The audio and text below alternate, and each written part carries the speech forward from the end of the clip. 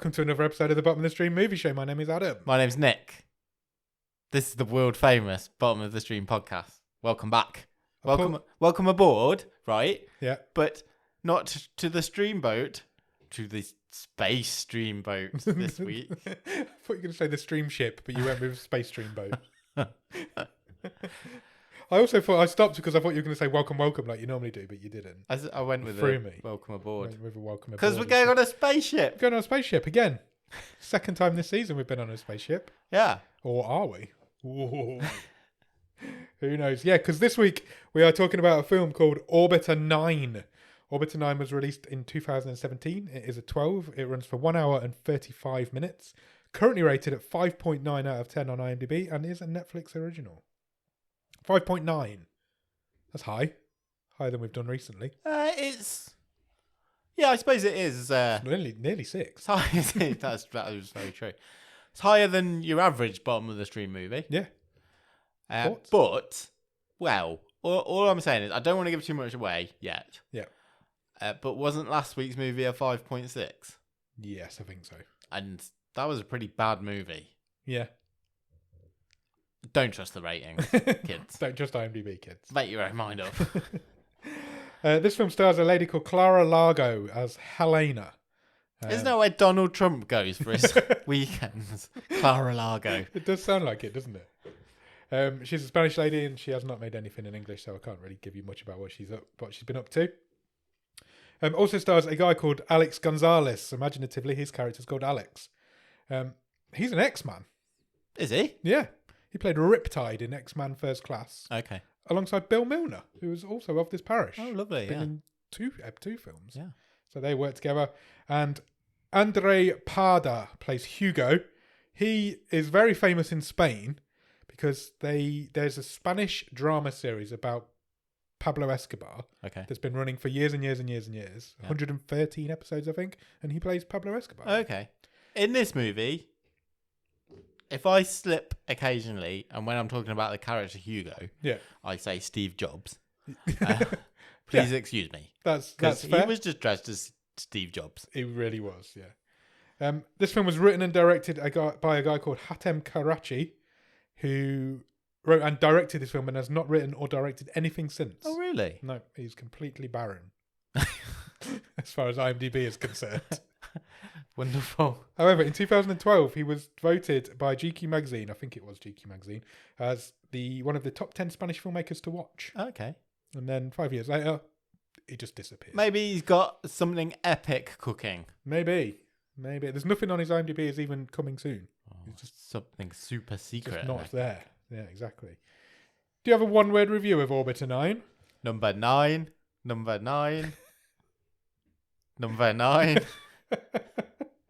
Nice. That's a word and a number, so you can allow. It was a one-word review, but also there was a number in there as well. Where does this film start, Nick? We are in the aforementioned spaceship. We are. We're in the corridors of said spaceship. I've written abandoned spaceship. And then my next note says not abandoned. There's a lady in a gym. She's working out. She's working out hard. Yes, she is working out hard. Which is quite weird that she's doing that when what do you call these voiceovers in ships? Onboard computer? Onboard computer. It's almost like an AI personality, isn't it, who's talking to her. Who informs her that the oxygen level on the ship is at 1%. Oh, yeah. So you probably shouldn't be breaking a sweat. She probably should be conserving that and not working out. So she sits down and eats some jelly. She does. Yeah, she has a bit of jelly. Looks like jelly. Why not? It's just green space food, isn't it? Yeah. And then the ship's computer informs her that the capsule will arrive in 17 hours. Yeah, and then kind of like, I sound like I'm picking at it already. This just occurs to me as we're talking. Purely for the purpose of the audience, basically, the computer adds, you're going to meet the first human being in your lifetime. Yes. And she says, well, I met my parents. Yeah. But it was a long time. I get your point. She's basically, from what we've gathered, she's been on the ship alone for a very long time. Yeah. For pretty much her whole life. I think if she's supposed to be 20, isn't she? Yes. So I'm presuming she was put on the ship as a baby years. and somehow managed to raise herself into a person who can man a spaceship alone. Yeah. I hadn't thought of that at all until that moment, and I'm like, how does a 4-year-old I survive on their own on a spaceship? I don't think it is specified, is it, at what age she was left? But I think, no, because Alex at one point, we're skipping ahead, but he does say at one point, babies were left on this ship, on these ships, when he's talking to his therapist.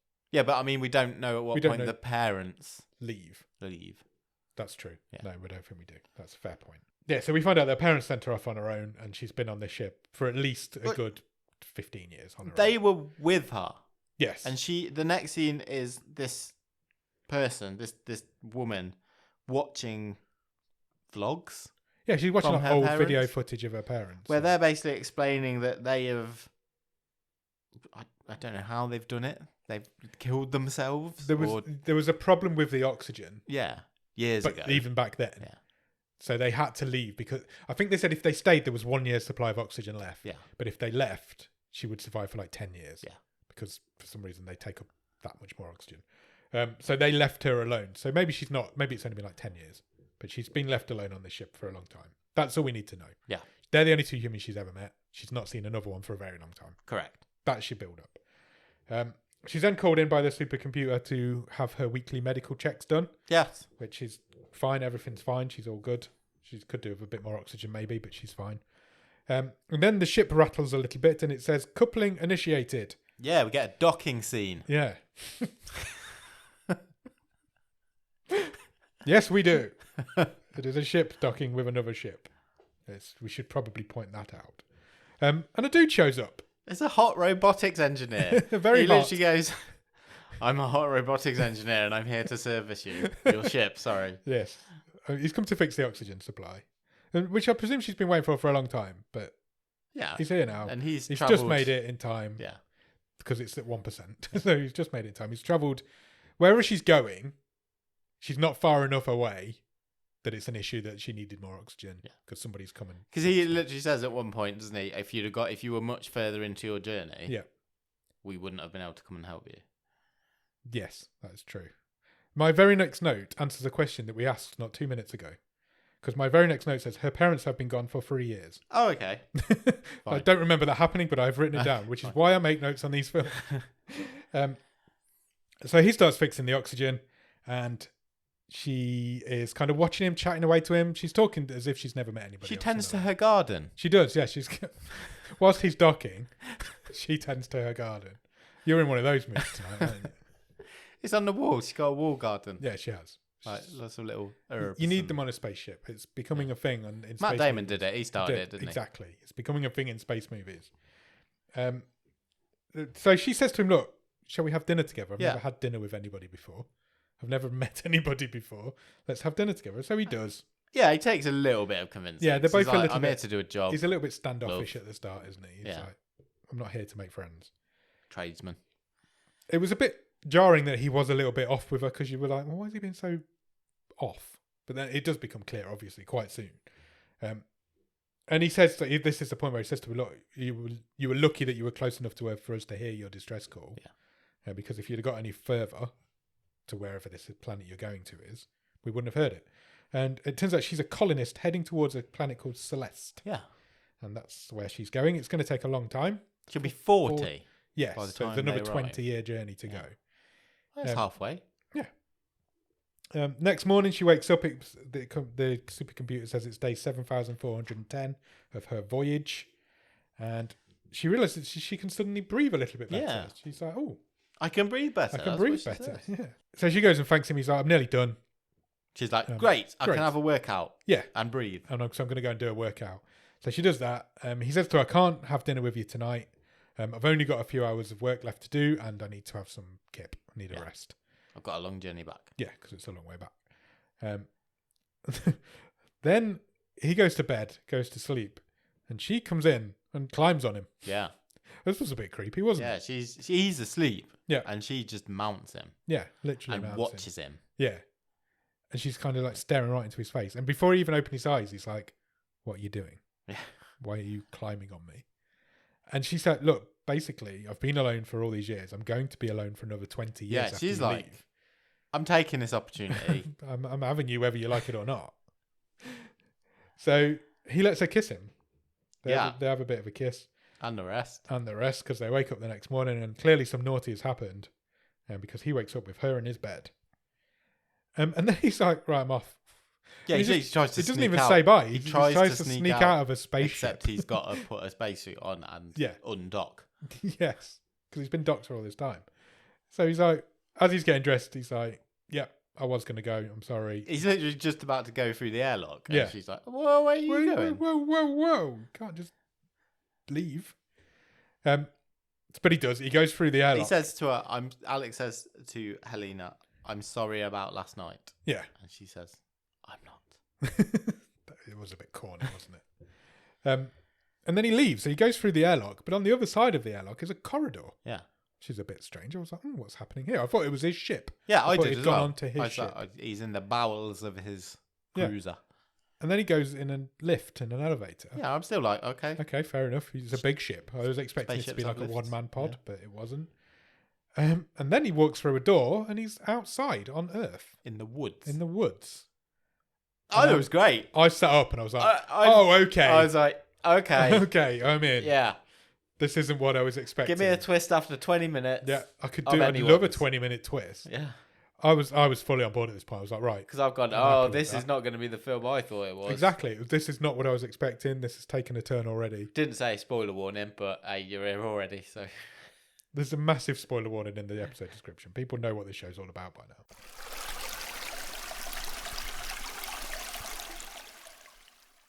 It turns out, well, he's on Earth and she is on Earth. Yeah. We know this now. She's underground, but she's on Earth thinking she's on a spaceship when she's not. Yeah. That's all we know at this point, but that is what we've learned. He drives to Orbiter Program HQ, which is where he works. And this is where it is revealed that she is in a simulator and she is not aware of it. This is where we meet her with Hugo, and he says we're still 20 to 30 years away from launching actual ships. Yes. But they're basically studying these people. There's 10 of them, I think, studying them to see how they survive on in this atmosphere, that pressure, on their own for this amount of time. Yeah, without sunlight. I mean, this sort of thing does happen, doesn't it? There's some Mars people who are in a bunker somewhere that. Like voluntarily. You can go these people obviously don't know. Yeah. But, yeah. Alex is a bit hesitant, isn't he? Yeah. It's like Alex and Hugo run this company. They're not like they don't just work for this company. Hugo's the boss, and Alex is like the chief tech. Yeah, he's like the brains behind it. And Alex, it was a bit clunky, but it may have been the subtitles. Yeah. Because it didn't quite ring true to me. It basically says, "Oh, this is the first time I've thought about the actual people down there." Yeah. Despite having worked here for 5 years or whatever. Well, however long it's been, yeah. Because I was like, right, I can see where this is going to go now, yeah. and I'm fine with it. But that was not delivered. It was clunky, wasn't very it? well. It didn't ever say whether that was the first time he'd ever gone into a pod. No. Or if that was the first time he'd ever met one of these people. But I suppose when people are on a screen, it's different to seeing them in real life. Sure. That could be the feast. No, because I think he'd been to 8 pods previously, is my assumption. Oh, maybe. I don't know. I don't know if hers was just... I don't know. Okay. I don't know.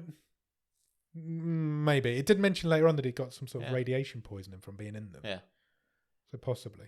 It was just... It was unclear. Presumably he'd not, got his end away with the previous 8. You don't know. But...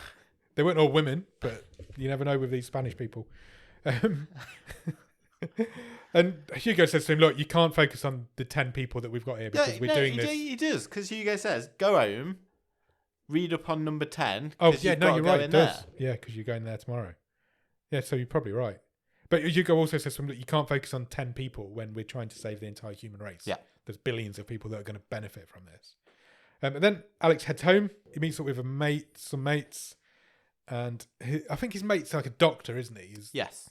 And he says to him, look, you shouldn't have been entering the simulations, but your radiation levels appear to be normal. Yeah. So his mates are aware of what's going on. This movie is also sponsored by Coca-Cola because Alex goes home and takes a bottle of Coca-Cola out of his fridge. And couldn't be more blatant of showing it to the camera. Yeah. It's crazy. It happens. He could have just turned around and go, I'm drinking Coca-Cola. What a beautiful Coca-Cola. Refreshing. It's like a party on my tongue. Now we're doing it. Oh, God, other drinks are available. Loads of them. There's nothing wrong with water. I don't even like Coca-Cola. There's a news report going on in the background because this is bottom of the stream, and where would we be without a news report? What, talking of evil fizzy drinks companies, sorry. Go on. I'm not going to go through it now. Yeah.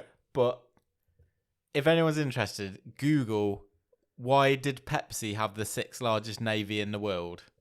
Because they did at one point. Really? Yeah. I shall Google tonight. For you. Definitely shall Google tonight.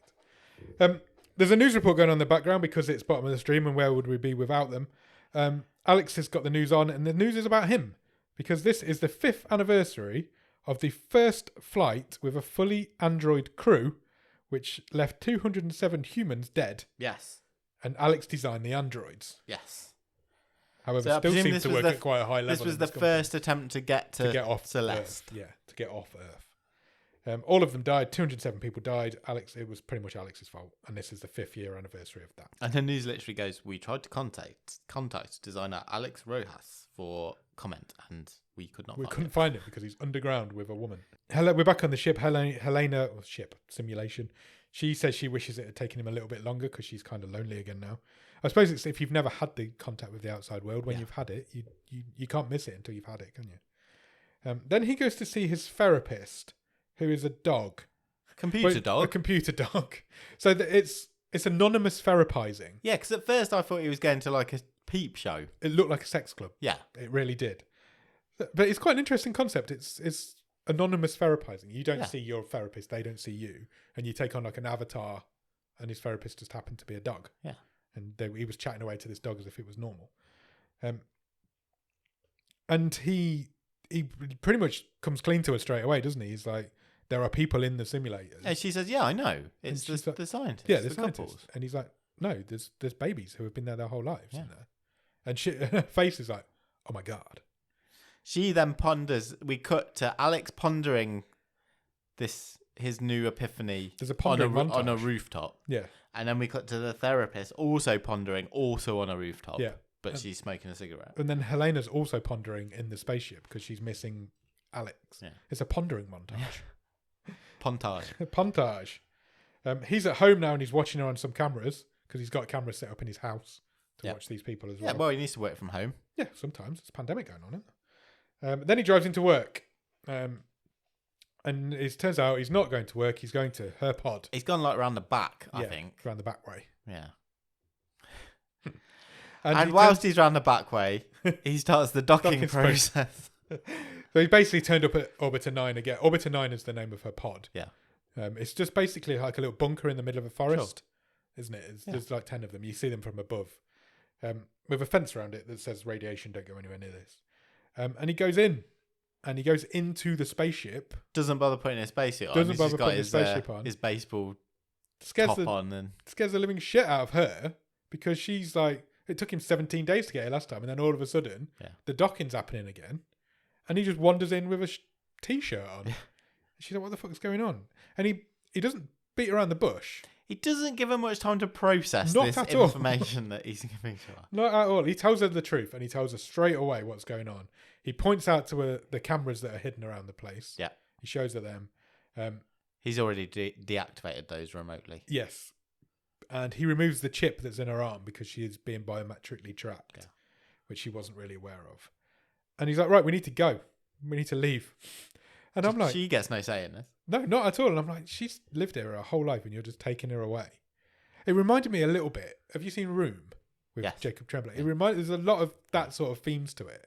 I mean, that's one of the greatest films of the last 10 years. But there's that sort of theme of he'd lived in that room for all his life and she's lived on this spaceship all her life. And it's the same sort of thing. So he takes her into this airlock and onto the elevator. And then suddenly they're on Earth.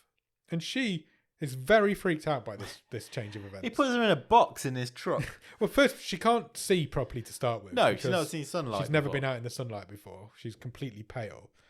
And then she's obviously never seen trees or the ground or anything. So she's proper freaking out. And then he's like, right, get in this box. Get in my trunk.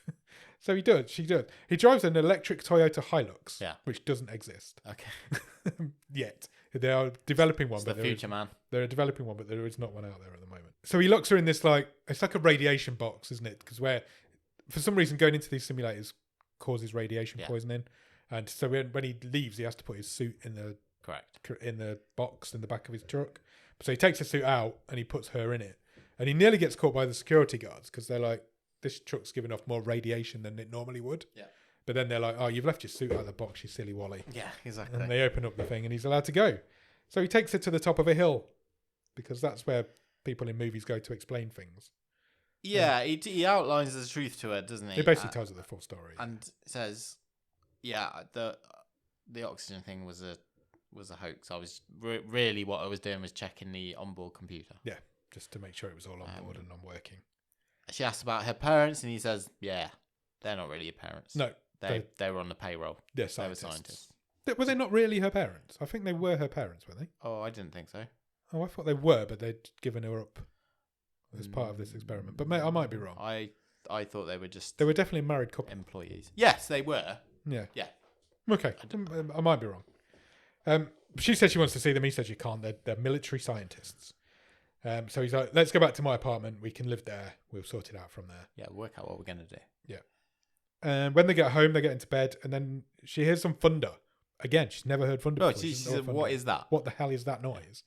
And then it starts raining, and he takes her out in the rain because, again, she's... Time to find the umbrella. And they have a dance in the rain, and it's all romantic, and then they have a kiss. A wet kiss. Don't say that. Why? What's wrong with saying wet kiss is horrible. Ugh. I didn't say sloppy. Oh, no, don't say sloppy. Definitely don't say the M word. Next morning, she wakes up. He's not there. He's left her notes all around the place. I think they could have done more with this. Yeah, agreed. Right, it sounds like I'm really picking at this movie. Yeah. And there are bits of it that are just silly. Yeah. And wouldn't not have. They've gone to the effort of showing us that there's all these notes around the apartment, like he's put, don't move my chess pieces. And presumably just explaining what things are. Yeah, basically. I thought they could, whether there's a bit of a longer scene here on the cutting room floor, probably. I'm not sure. But I thought it could have been quite a cute, sweet scene with her sort of moving around the apartment. Yeah, and teaching her things. Yeah, and it didn't. No, it didn't. It didn't come of anything, did it? Bit of a lost opportunity, I thought. Fair play. One of the notes though says, "I'll be back in 2 hours." Yeah. It's because he's gone to see his therapist again, and he tells his therapist what he's done. Basically, he says, "Look, I've broken her out of it. I'm in trouble. I'm not in trouble, but I could get into real trouble if people find out." As he leaves the therapist, she reveals her true identity to him. She does, which is very much against the rules. And she says, "Look, I've got an apartment. I don't use it. It's in the middle of nowhere. Nobody knows I've got it. Yeah. If you want it, it's yours. You can, if you need to hide at any point, let me know. And then he takes Elena to an aquarium because I think first they go to like a steampunk junk shop type thing. Yeah. And then she says, "Are we near the sea? I'd like to see the sea." I'd like to see the sea. And he's like, "There's no point going to see the sea. The sea's all poisoned." He's like, "They've all turned to acid." Yeah, yeah, something like that. But there's an aquarium where we've rescued a lot of sea creatures. Yeah. We'll go there. And basically, he teaches her all about the sea, and it's really romantic, and it's nice. Oh. And she sees sharks for the first time and things. That was nice. There was a nice scene. It was nice. I thought their chemistry was pretty good. I did as well, to be fair. Agreed. Then he teaches her how to use chopsticks out in the rain, having some Chinese food in the streets. It looked very Blade Runner at that moment. It was because it was interesting. I kind of at times wanted to know a bit more about this world. Yeah. Because they referenced, having a past back in Spain. Yeah. And I was like, do countries not exist anymore? It certainly felt like it. Yeah. I don't know where they were. No, because it was almost a bit... When they were out for dinner and stuff, it was always had a bit of a, like you say, Blade Runner-y, Tokyo-ish kind of vibe. Future Japan style. Yeah. And I just thought, I think there's obviously more to this world that this movie hasn't got the time or the budget to tell us about. But I thought that was quite intriguing. I'd agree with that. I really like that scene. It was really shot really nicely. Yeah. There was, it looked really cool. He goes out again. She tries to access he's got a secret room in his apartment, which is basically where he keeps all of his documents on the project. But she's quite naive. So Helena says to Alex, there's a room I can't get in. What's in there? Yeah. So he's not hiding it. And she just outright said, what's in there? What's in there? And he takes her in, to be fair. He's got like a lock on there that you have to draw a pattern on to get in. And he does. He takes her straight in. He shows her what's in there. This He's is not working hiding from home anything room. from this woman. Yeah. He's like, this is the office. Everything about the project is in here. She can see on the cameras that he's tricked her cameras in her old pod to still believe that she's in there. It's like looping the video Because over. there's no cameras in the living quarters. or the bathrooms. Yeah. So it's basically just the corridor. The corridor, of the ship. the corridor and the entry dock, Yeah. basically. So occasionally she'll walk past it on the Yeah. camera, and that's all you see. And it was revealed at this point to us that because she says to him, "Well, what happens in 20 years when they get to their destination?" And he says, "Well, they won't. There'll be an issue. There'll be a navigation issue. Yeah. These people are never getting out. We'll of say these that the ships. journey's been extended. Indefinitely. And the only way out of these ships is for the people to die." I thought this was a well delivered line Yeah, because agreed. I think his words are the doors will only open when there are no vital signs. Yeah. And I was like, oh, that's grim. brutal. It's Yeah. brutal. But yeah, these people are never getting out, and they're never going to arrive at their destination. And she's like, how could you? How Yeah. could you be involved in She this? feels betrayed by him, Yeah. because it's horrendous. But then she's not too fussed about it because they go out through- He opens up though. And Yeah, he does. He he tells her says, "Well, everything. look, this is who I am. This is what happened with the crash. Yeah. You know, where I was coming from is that this can save billions of lives. Yeah. Um. We sacrifice 10 Yeah. for the billions. He's really open with her, or there's one huge fact that he doesn't tell her. Yes. But apart from that, he's really, really open with her about everything. She's not too fussed because they go out for a drink with his mates now. Yeah. And they basically come up with this fake story about who she is. His doctor mate knows who she is. He's onto it pretty quick. Yeah, because he knows the people in the simulations. Yeah. Because he knows Alex has been. But the cover story is that she's a new employee. Yeah. At the projects that Alex knew from back home in Spain. I think he said. Yeah. When they were kids. Yeah. We're basically given that scene to introduce us a bit more to this doctor because he's needed in the next one. Yes. She spots some marks / lesions on her back. Yeah. So he's like, right, let's go and see Chow, the mate who's a doctor. I've written here the doctor's onto him. It's pretty clear. Yeah, he the says doctor knows this- exactly what's going on. He says her skin's extremely delicate. It's almost like she's never been Out in the in sun. the sun And before. now the sun is burning her every time Yeah. she goes out, even though she's got clothes on. But yeah, that's basically what's happening. That she's not used to the outside world and it's burning her. Then she gets the big revelation. She goes back into this secret room. Alex is at work. Alex is at work. He's out somewhere, and she pulls some files down off the shelves, Yeah. which have the details of all the different people in the room. Yes. And she finds out that she's a clone, Yeah. and they all are. All the these 10 people in these So they've not used orbiters. They've not are used clones. human guinea pigs. They've cloned humans to go into these simulations. Yes. It upsets her because to find out you're a clone is probably the worst thing you can find out. But what the file does give her is the information on who her alleged parents Yeah, are, in a and there's an bit. address for them. So she goes. She runs away. She's on the train. She knows how to use a train. Yeah. You do have to forgive some of the stuff in this film because things like that. She knows how manages. She manages to get to this- out, find a train station even know what a train is and money, and money, and get on the right one, and know how to get to this address that she's found. all the while Alex is sitting in a meeting at work, Yeah, and the Hugo guy is just monologuing. yeah. Basically, he's basically given a presentation. He's given us some exposition on what the program is. She gets to her parents' house, and they basically say, "Look, you're an exact copy." I thought this was a good scene as Yeah, well. it was nice. The parents played it quite well, to be fair. They say to her, "Look, you're an exact copy of a perfectly healthy human being." You're a clone of someone who died 2 generations ago, Oh, is that what it said? Yeah. Okay. which made me think, oh right, so they're not a clone of anyone who's still around that you'd have a relationship Yeah. with, sort of thing. So I'm pretty sure they weren't their parents. No, that's fair. Okay, that makes sense. But she wouldn't have parents if she was a clone, I suppose. Well, She's just yeah. been made, hasn't Yeah. she? But yes, but what I'm saying is, it's not a clone of like their daughter. a kid yeah. that they'd had previously. Yeah, or that's something. fair enough. Because I wondered if that's where it was going. Yeah. Her mother's a lot more receptive of her than her father, in inverted commas, is. Dad lays a cuff on her. He literally handcuffs her to a railing Yeah. outside as she's talking to the mother. He says, right, I'm calling the authorities. Yeah, because he's a You scientist are and busted. he works for this company Yeah, and he shop knows to that the shit's about to hit the He's fan. like, I've already done it once. Yeah. Doing it again. I've written it. Alex realizes he's an idiot for leaving her all the info hanging around in the house about her being a clone. And then her mum lets her go. Yeah, but not before she's walloped the dad around the head with a candlestick. She does wallop the dad around the head with a candlestick. I think it might have been a glass. It was something something heavy that knocked him out anyway. And then her mum lets her free and she goes back to Alex. She says, just look, get out of here. He's going to come round and call them. Yeah, so shit's going to go run. down. The shit's good. This is all being revealed now. Yeah. She goes back to Alex. She's really angry at Alex for lying to her. So they have to do a run-up because Alex is like, well, we know now that the secret's out. We're going to be busted. We're going to get busted.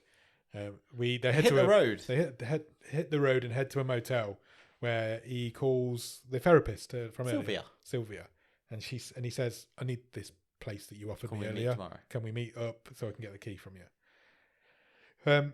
Then we meet Alex's boss's boss. So Hugo's boss is a lady. Hugo's boss. Hugo's boss.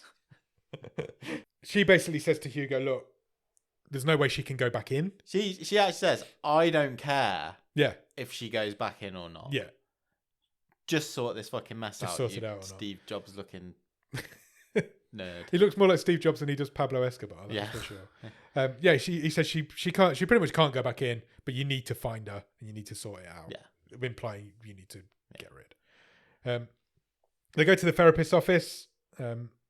Meanwhile, Alex's flat is being ransacked while they're not there. The guards are out. I had a bit of a problem with this. Go on. Because they get to the therapist's office. Yeah. And at the same time, Alex's flat's being ransacked. Yeah. And I know they're left in a rush. Yeah. But it really pissed me off that he just left the therapist's card behind, but next to his telephone. Yeah. I was just like, that's a bit lazy, lads. It is a bit. I'll give you that. It kind of he was in a rush, so she was the last number he wrote. And it's this big red rectangular card that stuck out like a sword. Yeah, fair. So they go to the therapist. So Alex goes there. She's like, "Here's the keys. This is where the apartment is. Yep. Go and lay low. No one will know you're there." Yep. Then Hugo turns up with some guards whilst they're still there. So this is all going to go down now. They know that Alex and Helena are there somewhere. They think she's there somewhere. The therapist plays it quite well because she's like, "They're not here. I've not seen them. I don't even know who that is." And he's like, "Right, turn your machine on," because there's obviously a computer screen that take it to your booth. Yeah, simulates what's on the other side of the screen. So that they do sit opposite a screen, but you can't see. And she says, "Well, it's all shut down. I told you. I was about to go home. Go home." Yeah. So they turn the screen on and it reveals two dog faces because Alex and Elena are in this other room. Yeah, the other side of this the screen kind of screen. AI generates face mapping. So if there's somebody in there, it will map the face and turn it into a dog. So Alex says to Elena, "Don't move. Don't even blink. Yeah. Because if we move, they're going to know that we're in here." And Sylvia says, "Yeah, it's just a computer generated It's basically it's a screensaver. It's a screensaver. There's nobody in there. Yeah. It's just, it won't move. They won't move. Yeah. She says really loudly, the images will not move." Yeah. So obviously communicating. One of the guards thinks he sees one move. Maybe he did, maybe he didn't. Alex trying to be still was not very good at being still. The camera kept going up on him, was like, "Well, you're definitely moving." So to try and make them move, Hugo shoots the therapist in the head. Yeah. That does it. And that does do it because Elena screams, jumps back. Alex jumps to try and save her. And we've got a foot chase going on. We have. So they escape. Hugo and the guards run after him. We get a rooftop chase. Yeah. I love a good rooftop chase. We go through like a fabric factory. Yeah. Up onto the roof. Yeah. I love a good rooftop chase. You can't. Yeah, it's like we're back at What Happened to Monday. Yes. Yes, you can't beat it. They get to a dead end. You could make it, but you've got to jump quite a long way to make it. So Elena says to Alex, "Right, you jump, I'll follow you because I don't really know how to jump. I've never jumped before." Which I think is a fair question. Yeah. He's like, "Can you go first? Because I literally I'm not sure what you're asking of me here." Yeah. So he does. He runs, he jumps, he makes it, he lands. He sort of barrel rolls, doesn't he? Yeah. Safely. And then Helena lets herself get caught. She freezes.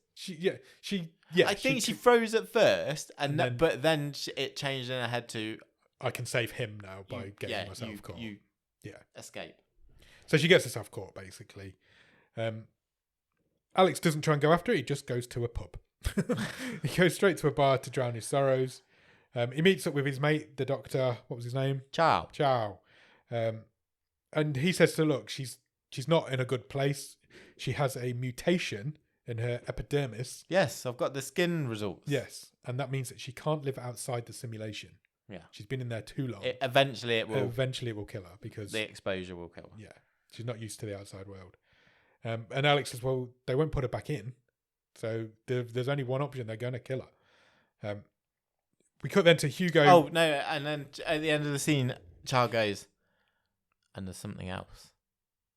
Did he? Yeah. What did he say? What was there something? That's what he says.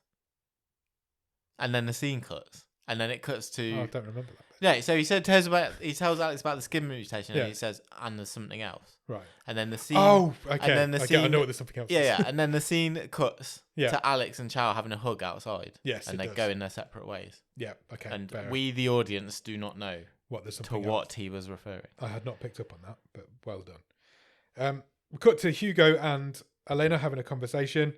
He says, you can't go back in. We've disconnected the pod. It doesn't even exist anymore.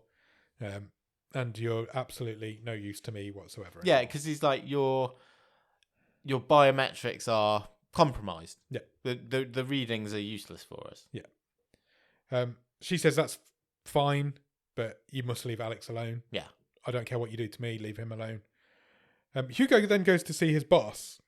And she basically says to him, well, she's got to die. You've got to kill her. You've got to finish her off. Yeah. But that conversation happened in English. Yes, it did. For some reason. Because Hugo boss's boss She is an English lady. Yeah. But she didn't speak English in the other scene to Hugo. I know. But she did in this one and the next one. Yes, that's true. And they're not subtitled. So for some reason, the people in Spanish are not allowed to know what happens in that scene. But she says, yeah, you've got to take her out. You've got 24 hours. You've got to finish her off. Get rid of her. Yeah, she says it costs too much to put her back in. It was you can't put wasting her my back money. in. You just need to kill her. If she's going to expose us, you need to kill her. She doesn't say you need to kill her in so many words, but She says you know what you've got to do. You've got 24 hours. The implication of what she needs to do. Then Alex calls Hugo. Yeah. And he's like, he's on the offensive because he says to Hugo, I've got a deal for you. yeah, let's make a deal. Like he's holding some sort of chip. Yeah. And I, at this point, I'm like, oh, interesting. That is interesting. What is the chip? Yeah, what has he got? Hugo has a really nice line because he says to him, you're a scientist that fell in love with the mouse. And I really like that line. I thought it was quite cool. Because that's exactly what's happened. Alex says to Hugo, look, you've got everything to gain from this situation and nothing to lose. Yeah. My deal will work for you. It is what you've always wanted.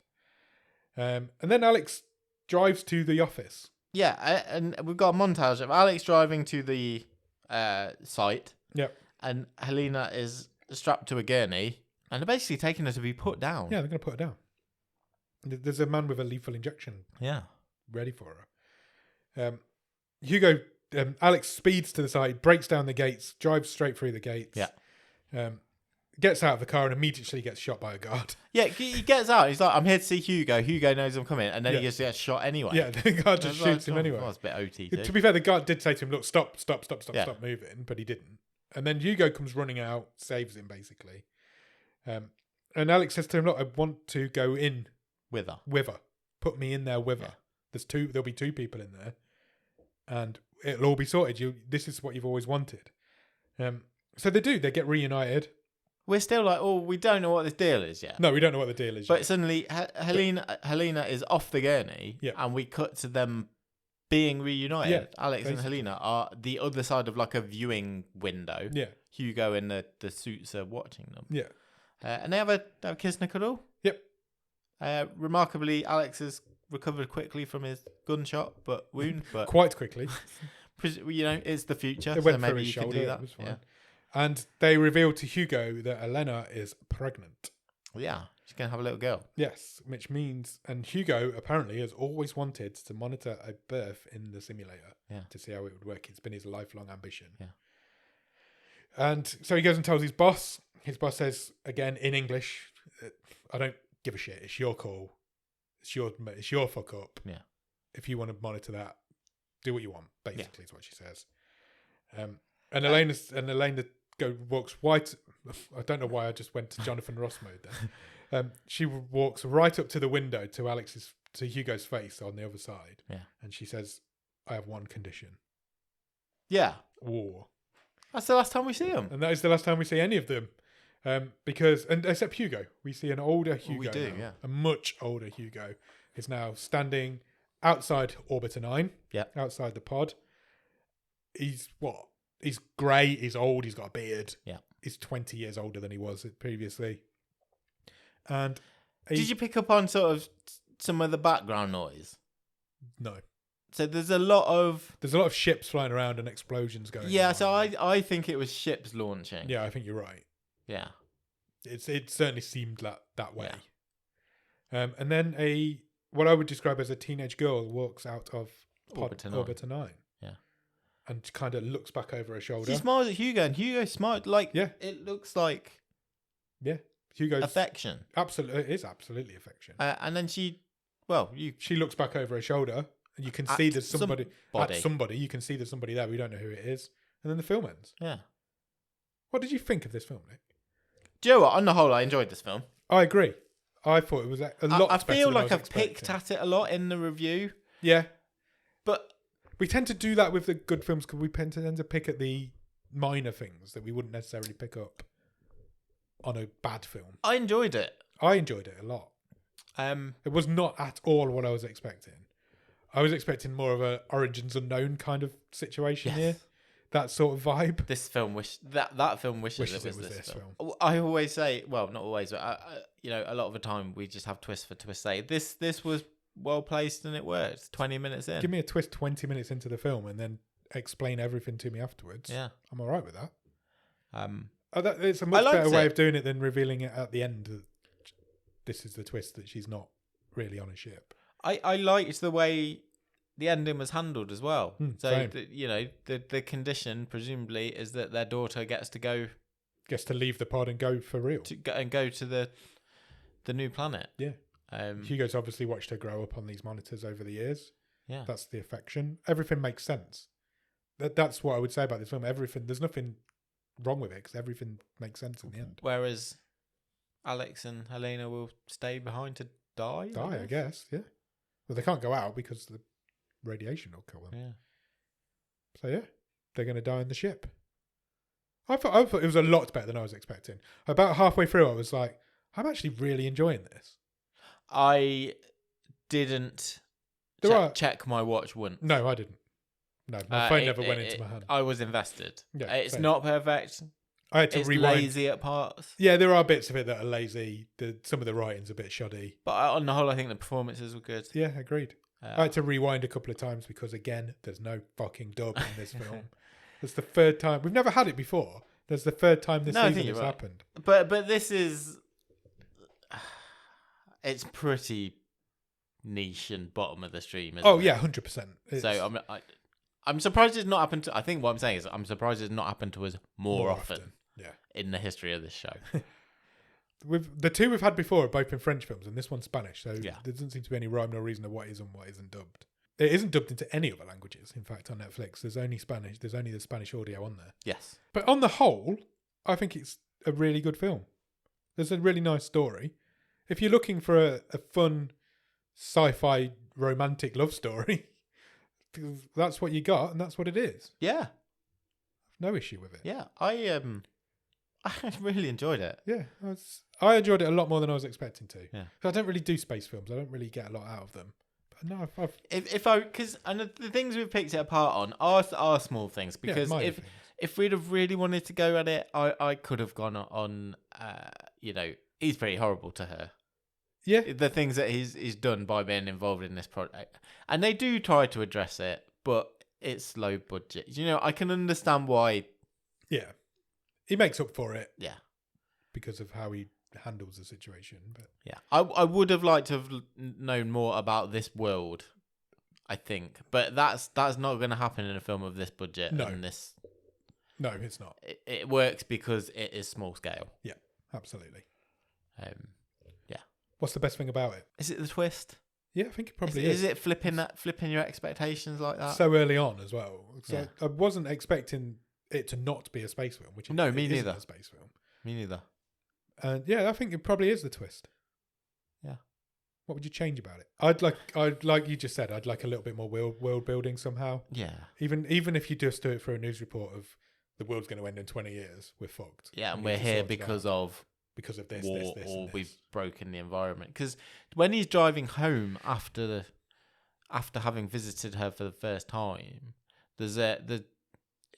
his car radio comes on and it says, "Oh, the weather tonight. The environment department is creating storms for the next 2 nights." And I was like, "Oh, that's cool. That's that's really interesting." So I think it is. I would have liked a bit more of that context. Tell me more about the world.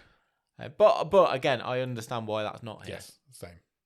Cool. Do you want to talk stream table? Yeah, I'm not sure. No, nor me.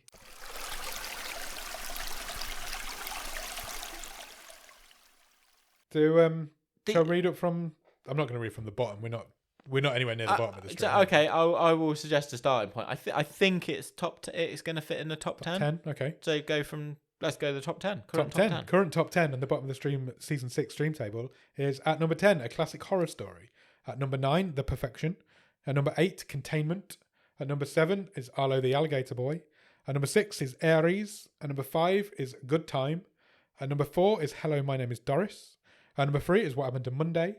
Currently number 2 is Nick's wildcard, Under the Shadow. And currently number 1 is Samuel Holland's wildcard, Apostle. What's your instant thought? I've got one. My instant thought is that it's not necessarily where it's going, but this movie pairs with me with a couple of movies we've already got in that top 10. Okay. Aries. Yeah. It's a similar vibe. Sort of futuristic Yeah. vibe. And What Happened to Monday. Okay, so you're... It's a European... I'm not saying that it's that high, but somewhere around. But I've got those sort of vibes with this movie. My start for 10 is that it's probably just outside the top 5. Okay. So you think just below Good Time? I think that's my starting pitch. So as I was reading through the top 10, I was like, I got to a point where I was like, I think it goes there. Yeah. And for me, that happened just above Good Time. Oh, okay. So one higher. But then I didn't like Good Time as much as you did. Yeah. So that probably explains why that's happened. I think it's better than Aries. Yeah, I think so. There's a bit more meat to it, isn't there? Yes, absolutely. But Aries is really well done, but it's quite a shallow move. It does what it does well, but it's... Yeah, absolutely. And there's some bigger themes to this. I don't think it's as good as Hello, My Name is Doris. And I think that film lives and dies on Sally Field's acting performance. Yeah. I don't think there's anything quite at that level in this. Yeah. I think I'm edging it below Good Time because I think the performances in Good Time are better than the performances in this.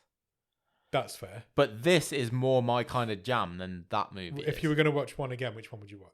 Oh, because that's really tricky. Because if I'm showing these two movies to someone, I'm weighing up what's the impact. So the impact is, it's the twist in this movie. Yeah. Because that's going to make you sit up. Because it made me sit up. Yeah. Versus Good Time is like chaos. Fucking assault on your senses. It's really tricky. My personal preference is I think I'm putting Good Time just above. Okay. But on any given day, I might want to switch that, which doesn't help. Could today be one of those days where you switch that?